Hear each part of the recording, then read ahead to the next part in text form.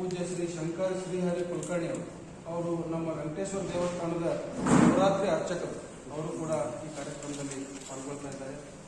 ಈ ಮುಖ್ಯ ಕೇಂದ್ರ ಬಿಂದು ಅಂತಂದ್ರೆ ಈ ಕಾರ್ಯಕ್ರಮಕ್ಕೆ ಪ್ರವಾಸೋದ್ಯಮ ಇಲಾಖೆಗಳ ಸಚಿವರಾಗಿರ್ತಕ್ಕಂಥ ಸನ್ಮಾನ್ಯ ಶ್ರೀ ಎಚ್ ಕೆ ಪಾಟೀಲ್ ಸಾಹೇಬರು ಈ ಕಾರ್ಯಕ್ರಮವನ್ನು ಉದ್ಘಾಟನೆ ಮಾಡ್ತಾ ಇದ್ದಾರೆ.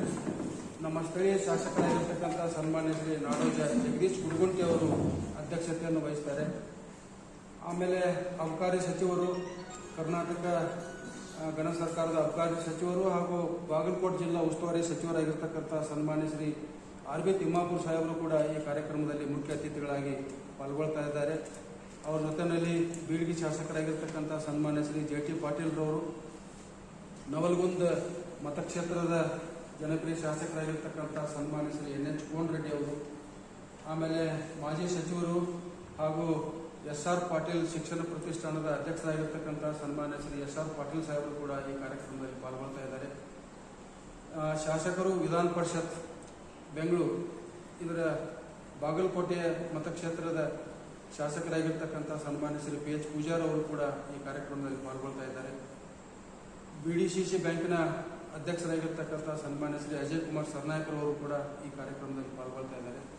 ರೆಡ್ಡಿ ಬ್ಯಾಂಕಿನ ವಕೀಲರು, ರೆಡ್ಡಿ ಬ್ಯಾಂಕಿನ ಚೇರ್ಮನ್ರು ಹಾಗೂ ಹಿರಿಯ ವಕೀಲರಾಗಿರ್ತಕ್ಕಂಥ KL ಪಾಟೀಲ್ರವರು, ಆಮೇಲೆ ಹುಲಕೋಟೆಯ ಮಾಜಿ ಸಚಿವರಾಗಿರ್ತಕ್ಕಂಥ ಸನ್ಮಾನ್ಯ ಶ್ರೀ ಟಿ ಆರ್ ಪಾಟೀಲ್ರವರು, ನಮ್ಮ ಜಮಖಂಡಿ ಮತಕ್ಷೇತ್ರದ ಮಾಜಿ ಸಚಿವರಾಗಿರ್ತಕ್ಕಂಥ ಸನ್ಮಾನ್ಯ ಶ್ರೀ ಆನಂದ್ ನ್ಯಾಮಗೌಡ್ರವರು, ಮಾಜಿ ಸಚಿವರಾಗಿರ್ತಕ್ಕಂಥ ಸನ್ಮಾನ್ಯ ಶ್ರೀ ಶ್ರೀಕಾಂತ್ ಕುಲಕರ್ಣಿ ಅವರು, ವಿಧಾನ ಪರಿಷತ್ನ ಮಾಜಿ ಶಾಸಕರಾಗಿರ್ತಕ್ಕಂಥ GS ನ್ಯಾಮಗೌಡ್ರವರು, ಆಮೇಲೆ BDCC ಬ್ಯಾಂಕಿನ ನಿರ್ದೇಶಕರಾಗಿರ್ತಕ್ಕಂಥ ರಾಮಣ್ಣ ತಳೆವಾಡ್ ಅವರು, ಆಮೇಲೆ ಜಮಖಂಡಿಯ ಪ್ರತಿಷ್ಠಿತ ಅರ್ಬನ್ ಬ್ಯಾಂಕಿನ ಅಧ್ಯಕ್ಷರಾಗಿರ್ತಕ್ಕಂಥ ರಾಹುಲ್ ಕಲೈತಿ ಅವರು.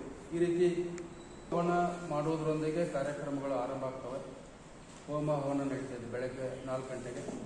ಆಮೇಲೆ ಸುಮಾರು 10 ಗಂಟೆಗೆ ನಮ್ಮ ತುಂಗಳ ಗ್ರಾಮದ ಬಸವೇಶ್ವರ ವೃತ್ತ ಇದೆ. ಆ ಬಸವೇಶ್ವರ ವೃತ್ತದಿಂದ ಕುಂಭಮೇಳವನ್ನು ನಾವು ಆರಂಭಿಸ್ತೀವಿ. ಕುಂಭಮೇಳದಲ್ಲಿ ಸುಮಾರು 300 ಜನ ಸುಮಂಗಲಿಯರು, ಮುತ್ತೈದೆಯರು ಪಾಲ್ಗೊಳ್ತಾ ಇದ್ದಾರೆ. ಅದಕ್ಕೆ ಒಂದು ವಿಶೇಷವಾದಂಥ ವಾದ್ಯ ಮೇಳವನ್ನು ಕೂಡ ನಾವು ಆಹ್ವಾನ ಮಾಡಿದ್ದೀವಿ. ಆ ವಾದ್ಯ ಮೇಳದೊಂದಿಗೆ ಕುಂಭಮೇಳ ಜರುಗ್ತಾ ಇದೆ. ಸುಮಾರು 400 ಜನ ಪ್ರೇಕ್ಷಕರು, ಸದ್ಭಕ್ತರು ಆ ಕಾರ್ಯಕ್ರಮದಲ್ಲಿ ಪಾಲ್ಗೊಳ್ಳುವಂಥ ವ್ಯವಸ್ಥೆ ಇದೆ, ಅಂದಾಜಿದೆ. ಈ ಒಂದು ಕಾರ್ಯಕ್ರಮಕ್ಕೆ ನಮ್ಮ ಜಮಖಂಡಿಯ ಜನಪ್ರಿಯ ಶಾಸಕರಾಗಿರ್ತಕ್ಕಂಥ ಸನ್ಮಾನ್ಯ ಶ್ರೀ ಜಗದೀಶ್ ಗುರುಗುಂಟಿ ಸಾಹೇಬರು ಪ್ರಸಾದದ ವ್ಯವಸ್ಥೆಯನ್ನು ಮಾಡಿಕೊಟ್ಟಿದ್ದಾರೆ. ಆಮೇಲೆ ಈ ದೇವಸ್ಥಾನದ ಆವರಣದೊಳಗೆ ಒಂದು ಸಮುದಾಯ ಭವನ ಇದೆ. ಆ ಸಮುದಾಯ ಭವನ ನಿರ್ಮಾಣ ಮಾಡಲಿಕ್ಕೆ ಎಚ್ ಕೆ ಪಾಟೀಲ್ ಸಾಹೇಬರು ಕರ್ನಾಟಕ ಸರ್ಕಾರದಿಂದ ಒಂದು 50 ಲಕ್ಷ ರೂಪಾಯಿ ಅನುದಾನವನ್ನು ಬಿಡುಗಡೆ ಮಾಡಿಕೊಟ್ಟಿದ್ರು. ಅದನ್ನು ಭಾಳ ದಿವಸ ಹಿಂದೆನೇ ನಾವು ನಿರ್ಮಾಣ ಮಾಡಿ ಮುಗಿಸಿದ್ವಿ.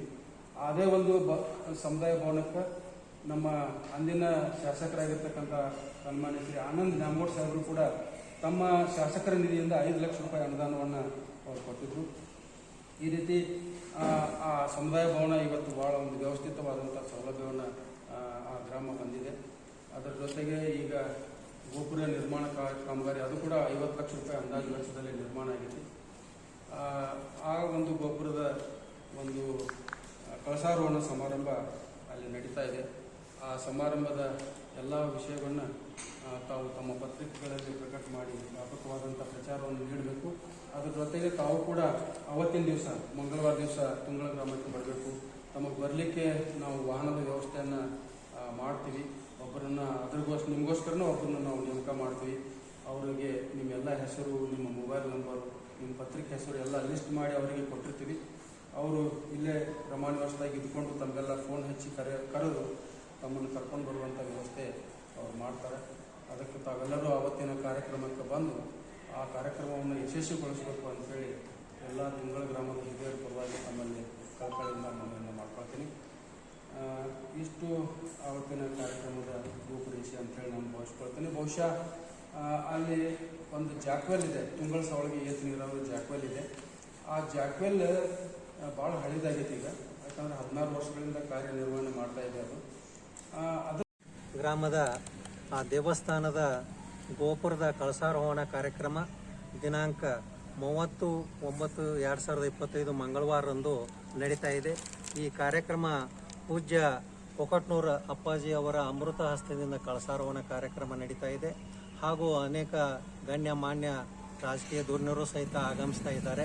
ಈ ಕಾರ್ಯಕ್ರಮ ಸುಮಾರು ಬಹಳಷ್ಟು ಎಲ್ಲ ಭಕ್ತಾದಿಗಳ ಒಂದು ಇಚ್ಛೆಯ ಮೇರೆಗೆ ಈ ಕಳಸಾರೋಹಣ ಕಾರ್ಯಕ್ರಮ ನಡೀತಾ ಇದೆ. ಈ ಕಾರ್ಯಕ್ರಮದಲ್ಲಿ ಅನೇಕ ರಾಜಕೀಯ ಧುರೀಣರು, ಅದರಲ್ಲಿ ಸನ್ಮಾನ್ಯ ಶ್ರೀ ಎಚ್.ಕೆ. ಪಾಟೀಲ್ ಸಾಹೇಬರು ಸಹ ಆಗಮಿಸ್ತಾ ಇದ್ದಾರೆ.